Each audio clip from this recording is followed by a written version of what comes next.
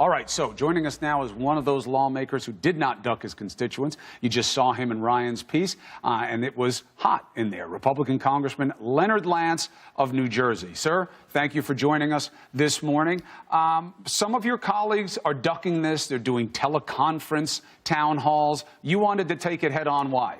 I've done town halls over the course of my being in Congress. I've done 40 in person, 40 over the telephone, and this is a matter of regular course for me. And I was pleased to have the town hall meeting last night where there were roughly 900 people in the main room and 400 people in a spillover room, and I will be doing another town hall meeting Saturday morning.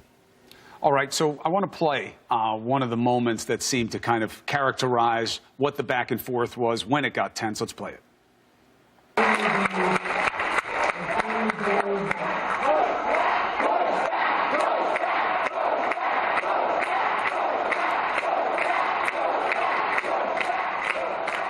All right. Now, this is an odd situation where you have a president in party and your constituents are screaming, push back. You had gone on to say, listen, when the president misstates, and as soon as they heard the word misstates, it played to them as you weren't owning their own criticism of the president. They started to shout, push back. What do you make of their demand? I think that it's important that where a fact has not been stated accurately, that I indicate my position, and I will continue to do that. And, for example, the president won with 306 electoral votes, and that was not the largest electoral vote majority since Ronald Reagan, and I stated that. And I try always, Chris, to be a person who speaks the truth, and I will continue to do so. And certainly that was the message I heard last night. That's the key, though, right? There's a distinction between a misstatement and an intentional misstatement, right? Which you can get into the realm of lie and deception and dissembling and all those other fancy words.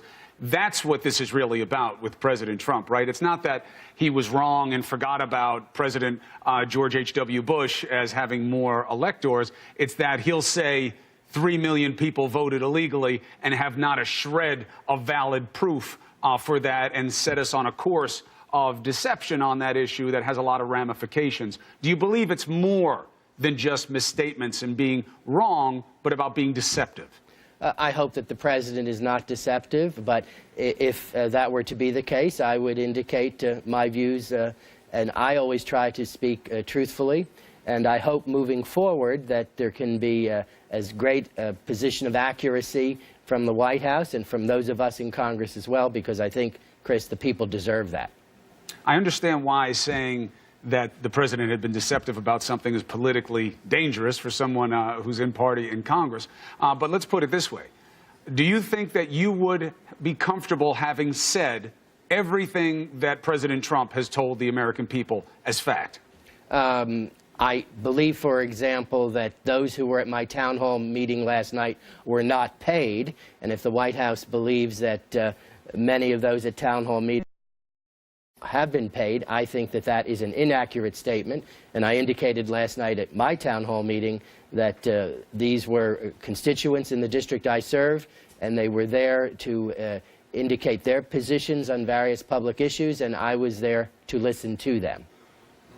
You felt that it was organic. And by the way, if people had organized to come in and get people together who shared like mind on a certain issue, would there be anything wrong with that? It certainly wouldn't be unfamiliar. It's what launched the Tea Party branch of your party in 2009 in direct reaction to that new president and his policy. Absolutely true. People have a right to organize, and I'm a strong believer in the First Amendment, and there's nothing wrong with organization. I do believe that most of those at my town hall meeting last night were there based upon being constituents in the district, and I was pleased to be able to interact with them.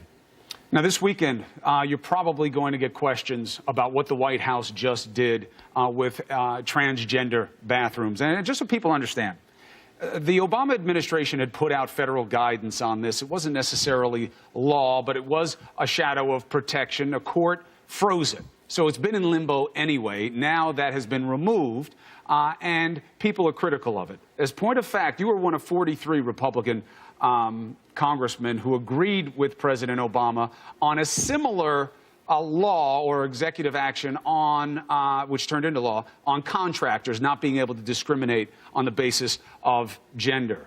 And you got criticism for that. What is your position about what the White House just did?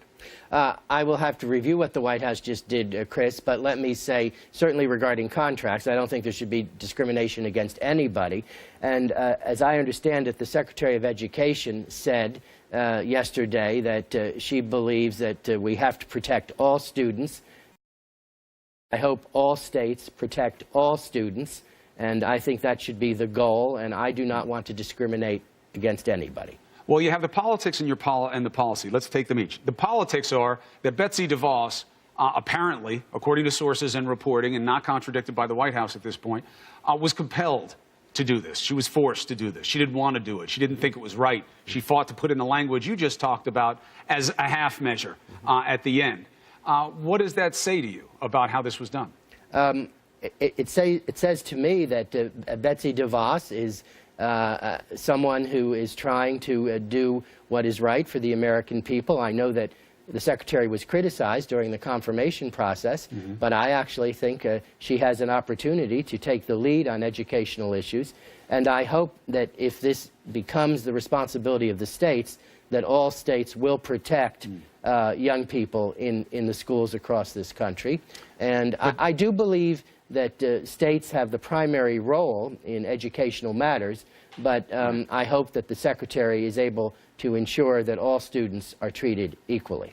Right, but this isn't an educational matter unless you want to extrapolate it as an education and potential intolerance. The reason that we saw the White House under President Obama move on this was because of the absence of this protection in Title IX at this point in time. And if you don't have a federal shadow of protection over this, you're going to go case by case. And every manifestation of our lives and about whether or not the LGBTQ community has equality of rights, you're going to have to go case by case if there's no overarching protection. Are you okay with that?